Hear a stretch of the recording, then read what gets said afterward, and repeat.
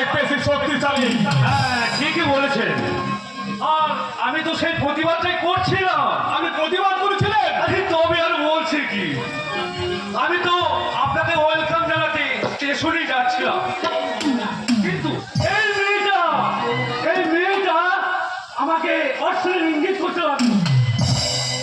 ওই লাইনের মেয়েরা যা করে আর মিস্টার লাহিড়ী, তারপর যেই আমি ওকে এগিয়ে যাওয়ার চেষ্টা করেছি, অমনি ওই নষ্ট মেয়েটা আমায় জড়িয়ে ধরে একেবারে আমার কারবারে কেরোসিনে ফেলে দিতে চাইল। সেই সম্মান বাহিনী বুঝি আপনার নষ্ট মেয়েটাকে আমরা কামনার কসাইখানায় কেটে কুচি কুচি করে রাস্তার মাল মশলা মাখিয়ে ছেড়ে পুড়ে খেতে যাচ্ছিলেন, তাই না মিস্টার লাহিড়ী? না না, আপনি ভাই ভুল বুঝছেন।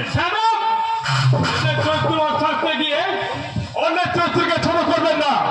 পুরো ঘটনাটাও আমি নিজের চোখেই দেখেছি, এবং আপনি যদি আমাদের ম্যানেজার না হতেন তাহলে এক্ষুনি আমি আপনার গায়ের চামড়া তুলে দিতাম। Sorry, I am really sorry. আমার কাছে সরি চাইলে হবে না। যাকে অসম্মান করতে হাত উঠিয়েছেন তার কাছে হাত জোর করে ফুটবলে ক্ষমা চাইনি। কি হলো? আমাদের বলছে আমার ক্ষমা করো বোন, আমার ভুল হয়ে গেছে। ঠিক আছে ঠিক আছে ঠিক আছে, আর ক্ষমা চাইতে হবে না, আমি ক্ষমা করে দিলাম। দেখলেন মিস্টার লাহিড়ী, এরাই হলো গ্রাম বাংলার মমতা মহিলা।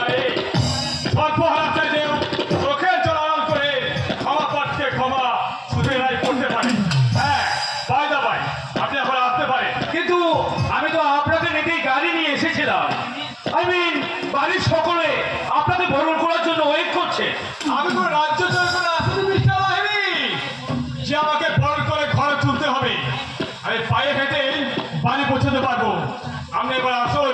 ওকে স্যার, আপনি না চাইলেও আমি কিন্তু আপনাকে মোস্ট ওয়েলকাম জানাবই।